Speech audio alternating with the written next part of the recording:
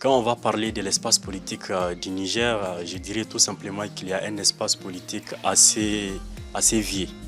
Parce qu'aujourd'hui, tous les leaders politiques du Niger, c'est des leaders qui ont commencé à faire la politique depuis les années 90. Vous savez, au Niger, après l'indépendance en 1960, c'était un régime un peu autoritaire. Et après, il y a eu un autre coup d'État en 1974, c'était également un régime autoritaire. C'est à partir de 1990 que la démocratie a connu le jour au Niger. Et c'est suite à une conférence nationale souveraine qui a permis à ce qu'il y ait une décrispation politique. C'est ça même le thème de la conférence nationale souveraine. Après cette décrispation politique, on est rentré dans le multipartisme. Donc c'est à partir de ce moment-là que des partis politiques ont été créés et des élections ont vu le jour. Et à partir du 93, on a connu le premier président élu démocratiquement au Niger. C'était Mahaman Ousmane. Donc c'est depuis lors, tous les partis qui ont été en 1990 et tous les acteurs de l'époque, c'est eux qui continuent à être toujours les leaders de la politique nigérienne. Aujourd'hui, je pense qu'après 30 ans, de 90 à nos jours, c'est 34 ans. Après 34 ans, je pense qu'on doit vraiment se tourner vers un dialogue beaucoup plus inclusif qui va permettre à ce que la jeunesse puisse avoir aussi son mot à dire dans la politique nigérienne. Parce qu'en quelque sorte, contrairement au Sénégal, au Niger, je ne dirais pas que la jeunesse est définitivement exclue, mais quand même la jeunesse n'a pas une participation très inclusive, très définitive dans la prise de décisions politiques au Niger. C'est les mêmes leaders politiques de 1990 qui prennent des décisions et ce sont ces mêmes leaders-là qui continuent à faire leur propagande, mais qui ont quand même le soutien de la jeunesse. Mais malheureusement, ces leaders n'arrivent pas à donner une opportunité à ces jeunes-là de pouvoir aussi exprimer leur talent et exploiter vraiment leur potentiel et rentrer dans la politique.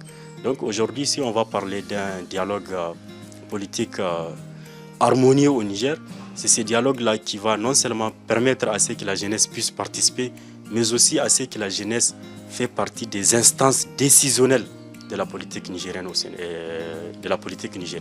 Et aujourd'hui, il est clair, comme au Sénégal, les anciens politiciens africains, là, ils doivent vraiment laisser le terrain. Il y a un phénomène d'émancipation qui est là, qui est en train de connaître le jour, un peu partout en Afrique.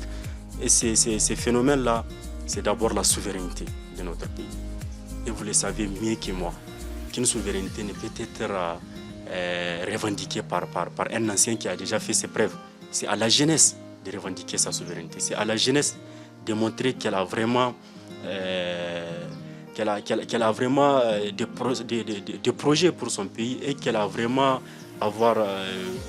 besoin d'avoir un champ libre pour exprimer, pour exploiter tout ce dont elle aura besoin. Pas seulement la jeunesse, les femmes aussi.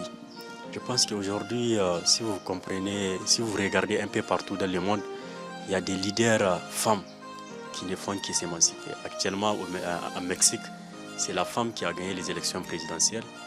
Et un peu partout, il y a des femmes qui commencent à montrer vraiment leur leadership. Je pense qu'aujourd'hui, le dialogue politique harmonieux qui doit avoir lieu au Niger, c'est un dialogue qui doit prendre en compte la présence effective des femmes et aussi de la jeunesse. Au Niger, nous disons que nous faisons des plaidoyers sans pour autant avoir une connaissance profonde des raisons pour lesquelles nous faisons les plaidoyers et la manière dont nous procédons pour faire le plaidoyer laisse vraiment à désirer parce qu'il y a des étapes sautées ou pas respectées. Depuis un certain temps, le Niger traverse une situation assez particulière, mais on remarque aussi la création de plusieurs associations qui sont en soutien aux autorités actuelles.